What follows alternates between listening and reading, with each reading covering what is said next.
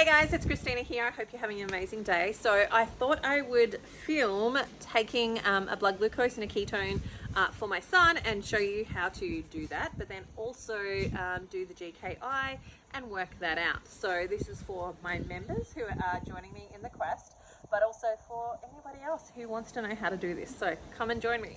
Okay, so here is my blood glucose monitor. It is a Freestyle Optimum. Now it does both blood glucose and ketones. So the blue one is blood glucose, the purple one is ketones. Now let's look at my son here. He's like my willing participant. He's so willing to help me actually demonstrate this. Let's film this stuff. Okay, so first we're going to take a strip. Now I want you to notice that the strip has this little triangle bit here. If you turn it over and you pull in alignment with that, it tears exactly how it's meant to be. This is the data part. This is the part that we want to put into our machine. So we're going to put that into the bottom of the machine. Now, ideally, once it's in there, it will then direct us that we want to take blood. So, willing participant. Okay, first let's show you his hand. Now the best places to take blood are on the sides of the finger on the inside in alignment with the fingernail. So if I did it down here, it's going to hurt more. If I did it up here, it's going to hurt more. So what I want to do is in alignment with that actual, where that nail is. So I've got that all ready. I've pushed the needle down and now I have this yellow button here that I'm going to press. And there we go. So we're going to milk it a little bit so that we've got enough. We want to drop that onto this end bit here. And it bipped, that tells us we've got enough. You can stick your finger in your mouth. And his blood glucose is 5.0. So now, let's test his ketones. I'm just going to put that over there. Same deal. It has that little triangle. If you tear it on that triangle, you'll get the data end coming up. So we want to put that end in. Now let's see if that opening is if it's still open. Yep, we've got enough there. We don't need to prick him again. Now we want to test the ketones. Now you've got to make sure that the blood is above the thing and you want to drop that into the machine versus, oh, it's not quite enough. Let's see if we can get some more out.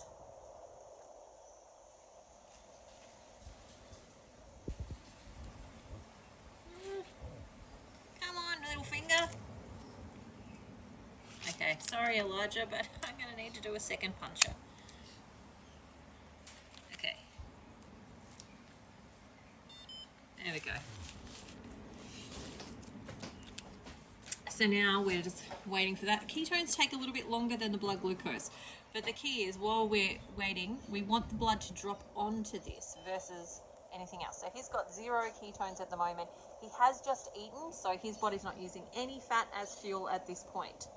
Okay, so his ketones were 0 at this point. So his GKI, so to work out your GKI, which is your glucose ketone index, his G glucose was 5.0, his ketones 0.0. So we want the 5.0 divided by 0.0 and that will give us his GKI. So his GKI is essentially non-existent because there is no differentiation there, but essentially it would be a 5. And what we're looking for is closer to a 1 is what we're trying to get to. It's really hard to get there, so he's not there yet. But if that was, say, let's say his blood glucose was 0.5 and his ketones were a 2, we're going to take the 0.5, divide that by 2, and that will give us his GKI. And that's what we're looking for. When we're fasting, we're trying to look and see what are those actual numbers so that we can get it on point and make sure that we're doing the right thing, entering into autophagy, which is the benefit that we want from doing things like fasting.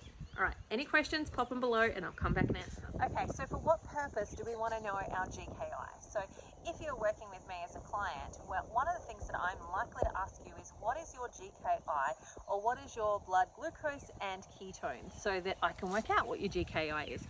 Whether it be from the perspective of an Australian or the US or anywhere else, I'm just going to change that based on what is the data you give me. So if you're Australia, I'm going to look at the GKI. If you're US, I'm going to be looking at your Dr. Boz ratio, similar stuff. but basically it's giving me that information. Are you entering into nutritional ketosis? Are we actually getting the benefits, which is one of those things that we tend not to get if we have insulin resistance. So you might be doing all of the things. You might have done alternate day fasting, you might have done 38-hour fasting, you might have done 72-hour fasting, but you're not entering into ketosis, or your body is really struggling to enter into ketosis, but you're not eating carbs. So why are you not getting into ketosis? Well, it's because your GKI is too high. You've got too much insulin.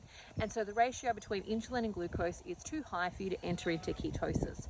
And so what we then need to do is look at reducing that insulin so that your blood glucose can come down and you can get into ketosis. Now, the way that we do that is to get you into ketosis, but we don't do it by a fasting water fast. We do it by an eating fast to actually help you do that so that your body doesn't enter into that space of shock. It doesn't enter into the place of deprivation, but also starvation, where it starts to break down your muscles as a fuel source. Instead, it taps into that fat and actually allows you to get into ketosis or to start making ketones, which then allows you to actually reduce your insulin and get into ketosis. So that is the reason that I'm going to ask those questions, so that we can find out, is this fasting that you're actually doing, or the dietary protocol that you're doing right now in its current state, is it actually serving you and giving you the benefits of autophagy, but also giving you the benefits of ketosis? Like, are you getting those benefits? And if you're not, then we need to do some tweaking to help you get there. Now, what I do want to say is we don't do this within the first 3 months. We usually wait until we've done 3 months of filling up our nutritional cup with all the stuff, and then we start to look at doing some of this tweaking. Sometimes we do it a little bit sooner if we've got some serious health issues that we need to resolve quicker. Like, for example, if you had diabetes, or if you had cancer, or if you had something else, we might do this a little bit sooner. But if you've got general health, you just want to lose weight, we're not going to focus on this to start with. We'll focus on this, anywhere from 8 weeks to 12-week mark. That's when we're going to start looking at these things. Now, if you suspect that you have insulin resistance and you would like to come and join me in the quest, it's a 90-day experiment of working out what's going to work for you and help you get into nutritional ketosis and autophagy, then you're welcome to come and join me. We start on the 22nd of May. Don't miss it. I'd love to see you there. The link will be below, but essentially it's christinamatthewson.com/resolve quest. And I look forward to seeing you. Bye for now. See you later.